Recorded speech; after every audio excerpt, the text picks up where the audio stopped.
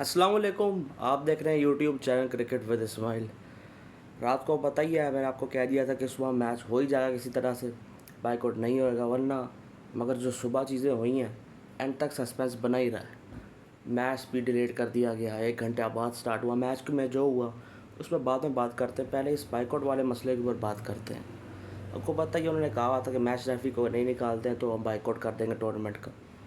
5:30 से लेकर 6:30 तक जो चीज़ें हुई हैं, हमें तो लग रहा था कि बाइकआउट ही हो जाएगा, क्योंकि रेफरी के ऊपर तो कोई फैसला आया नहीं था। आईसीसी ने रेफरी को कोई सस्पेंड नहीं किया था इस टूर्नामेंट से। तो से पाकिस्तान की टीम होटल में बैठी हुई थी, बाहर बसें खड़ी हुई थी, कुछ जाने को तैयार ही नहीं था। पीछे से ऑर्डर आया हुआ था, आपने अभी नहीं जाना। एक हंगामी प्रेस कॉन्फ्रेंस का भी पता चल गया। फिर एक मीटिंग होनी थी मोहसिन नकवी की, रमीज़ राजा को उन्होंने बुला लिया, नजब सेठी को बुला लिया, अभी जवेद भी थे उस मीटिंग में। उसके बाद हमें यही लगने को लग रहा था कि बाइकआउट ही कोई ना हो जाए। फिर उसके बाद खबर आती है कि मैच 1 घंटा डिले कर दिया गया। फिर लगा कि नहीं, अब बाइकआउट नहीं होगा, अब मैच होगा। तो काफ़ी कुछ हमारा कॉमेडी बोर्ड है, कंटेंट देता रहता है। अजीब हो गया, कभी कुछ कर रहा था तो कभी कुछ कर रहा था। उसके बाद ये है कि टीम होटल पहुंच जाती है, प्रेस कॉन्फ्रेंस हो जाती है उनकी। उसमें वो बातें जो करती हैं वो तो आपको पता ही, एक ही तरीके की हम बातें करते हैं वहाँ पर यह है कि एंडी बाइक्रॉफ्ट जो कि मैच रेफरी है, वो माफ़ी मांगता है। वो इस मैच में अप्रिशिएट करता है, वो टॉस के टाइम पर भी होता है। यानी कि वो था, हमने बाइकआउट नहीं किया, वो था इस मैच के अंदर। हाँ, उसने माफ़ी ज़रूर मांगी, जो मिस कम्युनिकेशन उसकी हो गई, उसने बताया नहीं कि बाद में भी हैंडशेक नहीं होगा। उसने माइक एसन, सलमान अली आगा, टीम मैनेजर से माफ़ी मांगी। इसकी एक म्यूटेड वीडियो उन्होंने डाल दी हुई थी। अब बात ये है, चलो यहाँ पे तो उसने माफ़ी मांग ली, अपने बाइकआउट भी नहीं किया, मगर फिर दोबारा 21 को फिर से इंडिया के साथ मैच है, कोई आज हमने यूएई को हरा दिया, तो वहाँ भी हैंडशेक नहीं होगा।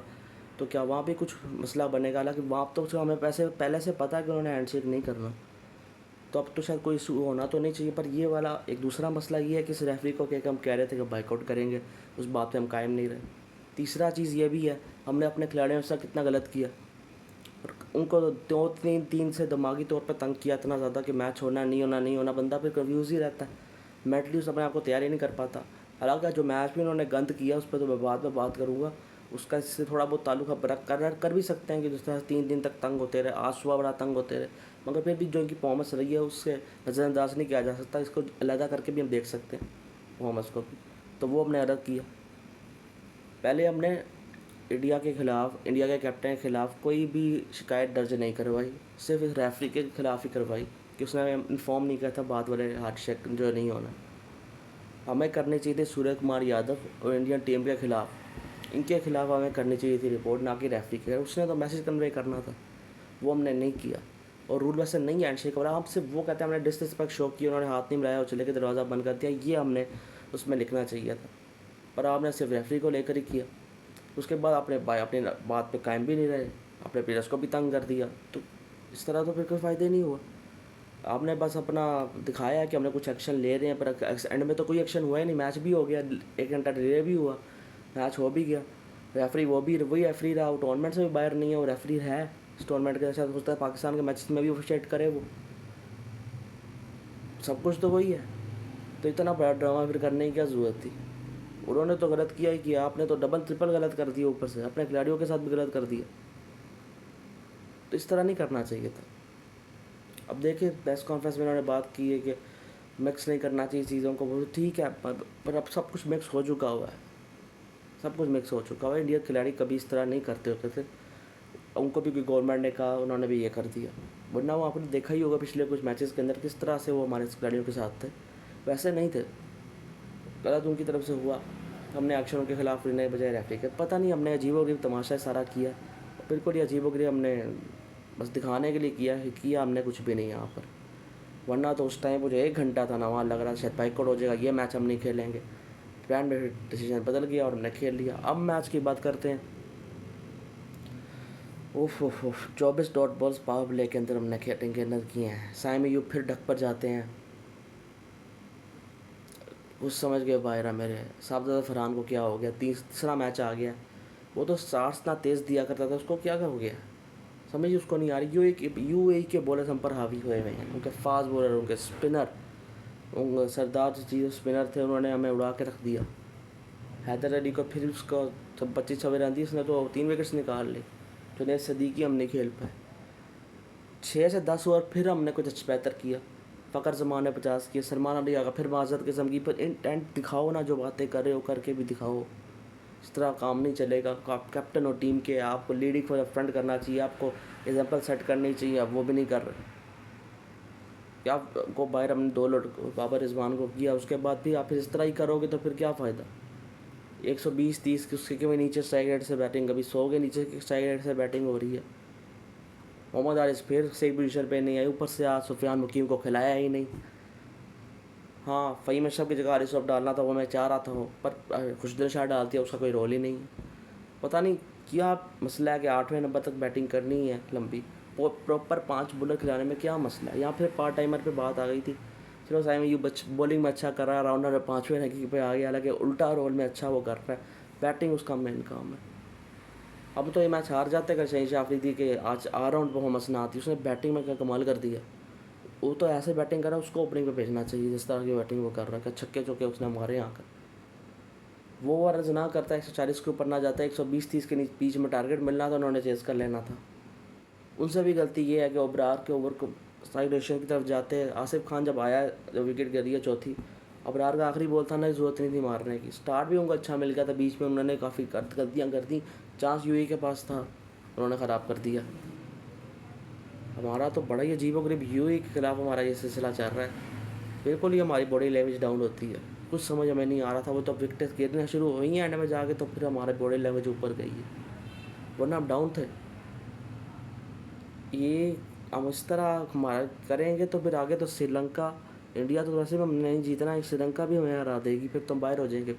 कल पता लग जाएगा श्रीलंका के साथ अफगानिस्तान ने आना है, बांग्लादेश ने आना है, इनमें से कोई एक आएगी। बांग्लादेश के पास भी अच्छे फास्ट बॉलर, अफगानिस्तान की कमज़ोरी हमें पता ज़रूर लगी है कि वो रन चेज़ में अच्छे नहीं है, पर क्या पता पहले भी टेस्टिंग उनकी आ गई अगले मैच के बाद। अगला मैच हमारा इंडिया के साथ पहला है, उसके बाद फिर देखते अफगानिस्तान के साथ है, श्रीलंका बांग्लादेश में से किसी के साथ होगा ये नहीं पता अभी। पर अबू धाबी में होगा दूसरा मैच। हमने अबू धाबी में कोई मैच अभी तक खेला नहीं है, दुबई में खेला है, पहले शारजा में खेल के आ रहे हैं। तो ये एक अजीब मामला हमारे यहाँ हो रहा है, यहाँ पर क्रिकेट का बहुत ही बुरी परफॉर्मेंस आई है।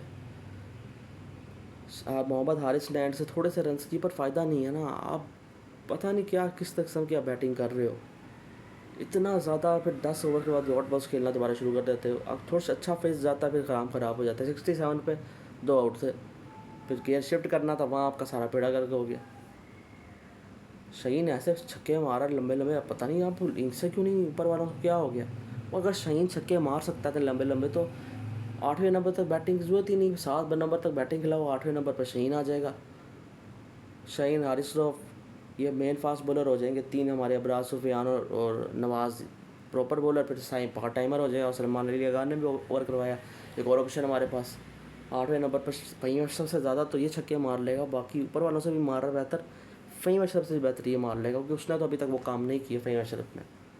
तो इस तरह कर लो। कुछ देर का कुछ समझ नहीं आया वो क्या कर रहा था टीम के अंदर आज, मुझे तो बिल्कुल समझ नहीं आ रही है। फ़खर जमान भी 50 करते हैं, विकेट फेंक के चले जाते हैं, वल्ला उनका 50 आज आया, बड़े मैच में करके दिखाओ ना। इंडिया अगला मैच में 50 आए। साइम यू कम से कम सिंगल ही ले ले भाई, सिंगल ही ले ले, 0 का सिलसिला तो ख़त्म हो।